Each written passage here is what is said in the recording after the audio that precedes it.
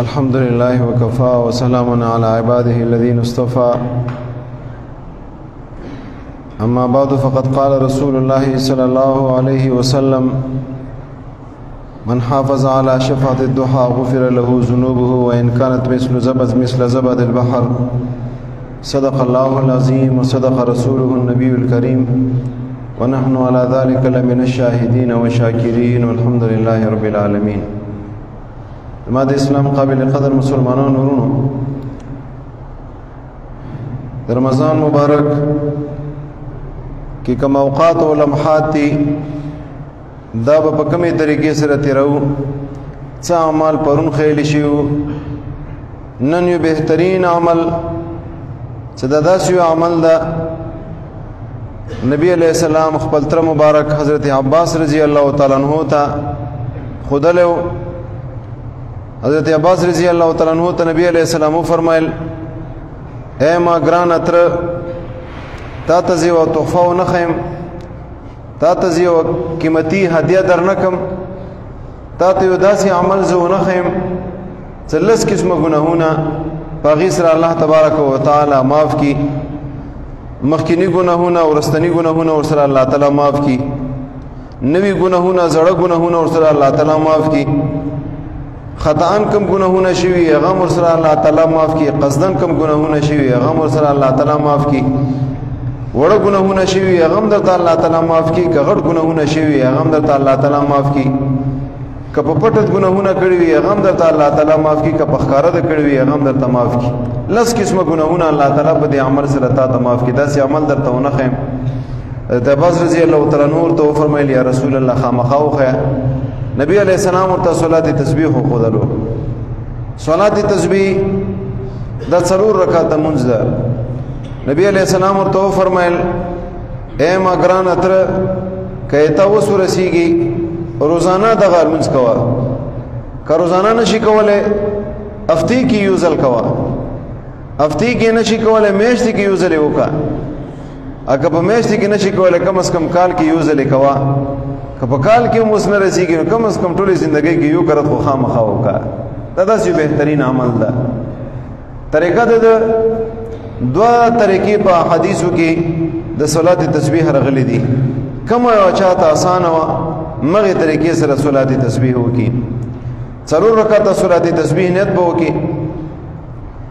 بیا سبحانك اللهم وبحمدك دغه به وای، اعوذ بالله بسم الله به هم وای،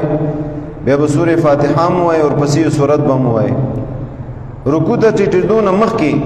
پنځلس کرته دغه کلمه وای، سبحان الله والحمد لله ولا اله الا الله والله اکبر، سبحان الله والحمد لله ولا اله الا الله والله اکبر، پنځلس کرته وای. بیغینه بعد رکوع ته ټیټ شه، به رکوع کې تسبیحات وای درې کرته، بے پر رکوع کی لس کرتا بے ہم دغا کلمہ ہوئے سبحان اللہ والحمد للہ ولا الہ الا اللہ واللہ اکبر. بے زکلا رکوع نہ روچت شی قومی کی ربنا ولک الحمد ہوئے اغین بعد بیا لس کرتا دغا ہوئے. بے سجدی تلار شی سجدی کی لس کرتا ہوئے، بے سجدی نہ روچت شی کین جرسی کی بے جرسی کی لس کرتا ہوئے، بیا سجدی تلار شی دویم سجدی کی بیا لس کرتا ہوئے. تسبیحاتنا بعد بیا غین بعد اللہ اکبر بوئے او دری کی بنا کی بنی بے بلس کرتا ہوئے. بے سکر لس کرتا تا مکمل کر بے بغین بعد دویم رکاتا وچت شی اللہ اکبر لستر ضرورت نشته ځکه چې الله اکبر ته یوزل ویل دي ځکه لته سجدین روچت دل کې نسره الله اکبر دوه بس ما الله اکبر کفی دي. بے په دویم رکعت کې هم دې طریقې سره بیا وکا بسم الله وای، سورہ فاتحه وای، سورت وای، بے پنځلس کراته د تسبیحات وای. هر رکعت کې 75 پیره دغه تسبیحات به مکمل کړي. نو دې طریقې سره څلور رکعاتو کې 300 کرته دغه تسبیحات یې لیکي، 300 کرته. یو طریقہ دغه د حضرت عباس رضی الله تعالی عنہ د نبی علیہ السلام په دې طریقې باندې صلات تسبیح خود لیدا. عبد الله ابن مبارک رحمه الله یو دویمه طریقه ذکر کوي د صلات تسبیح. هغه یې نیت بو کې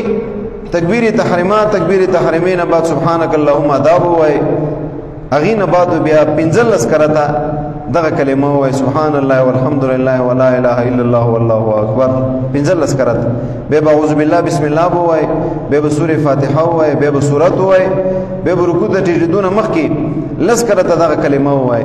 بیا رکوع کې بلس کرته وای رکوع نه سره اوچت شي بیا بلس کرته وای بیا سجدي کې لس کرته وای بیا سجدي نه اوچت شي جلسي کې بلس کرته وای بیا دویم سجدي کې لس کرته وای بیا دویم سجدي نه بعد لس کرته وای نشي بیا ډایرکټ اوچت شي الله اکبر وای دویم رکعت راشه بیا سورې فاتحه شروع کېدون مخکې بیا 15 کرته وای هم دې طریقې سره 15 یا یو رکعت کې شي 15 یا بل رکعت کې 15 یا بل رکعت کې 15 یا بل رکعت کې 300 کرته بدغه کلمه دا پدې منځ کې هغه ولستل شي ډیر به برکت مونږ ده داسې خوش قسمت خلک شته هغه په ورځ کې 15 صلات تسبیح کوي لس صلات تسبیح کوي تحدیث بن نعمت په تور باندې امو والده صاحب دغه 14 صلات تسبیح روزانه دغه معمول د صلات تسبیح کوي الله دغه په عمر کې برکت واچي کومه دعاګانې کې الله دې مو تاسو ټول په حق قبول او منزوري وګرځي چاته الله تبارک وتعالى آسان کې هیڅ ګران نه دغه یو عالم سره زه ملاقات ورغلم نو ما وکتل مسبقین هغه معمول هم دغه اذان بس وشولو اذان بس فورا باغه مسجد ته راتللو ضرور رکعت صلات تسبیح به وکړل اغه نه بعد به ضرور رکعت سنت دا د روزانه دغه معمول و چاته الله آسان کې هیڅ ګران نه دغه خو ما او تکلغه ته همت وکړلو یو عالم دا عبدالعزیز ابن داود رحمه الله هغه فرمای څکم سره د جنت طالب وي څوک چې جنت غواړي هغه ته پکار دا څنګه د صلات تسبیح دغه منځ زیات کوي دا داسې منځ چې کم سره دغه منځ کوي الله تبارک وتعالى دې ته جنت ور نصیب کوي یو بل بزرگ ابو عثمان زاهد رحمه الله هغه فرمایي غمونو مصیبتونو کې ما صلات تسبیح نه لوی عمل بنه کتلې کم سره ساغه غم او مصیبت کې گرفتار وي هغه ته پکار دا د صلات تسبیح د ولولي صلات تسبیح سره د غم به ختم کی صلات تسبیح زری سره الله تبارک وتعالى د مصیبت به ختم کی وی غمونو مصیبتونو کې صلات تسبیح نه غټ عمل ما بل نه کتلې دې سره کومه طریقې سره غمونه زې لګيږي دې سره کومه طریقې سره مصیبتونو پریشانی ختميږي بل داسې عمل ما نه کتلې نو ما او ته پکار دادی چې په رمضان مبارک میاشت کې زیات نه زیات صلات تسبیح هغه روزانه کوه او کبه ډیر نشو کولای کم از کم روزانه یو صلات تسبیح خامخا کو او د بزرګانو معمول هم دغه ده زوال نه بعد مسبقین منځنه مخ کې دغه صلات تسبیح دوی کوي دا د بزرګانو معمول ده نو ما ته تم پکار دادا صدقه صلات تسبیح دا روزانه هغه لولو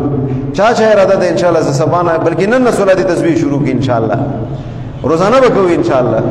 الله تبارک وتعالى مو تاسو ټول ته په دې باندې عمل کولو توفیق نصیب کړي او الله مو تاسو ټول ته صلات تسبیح ادا کولو توفیق نصیب کړي اخلاص سره دعا وکړه الله د سس مولوتی قبول منظور کړي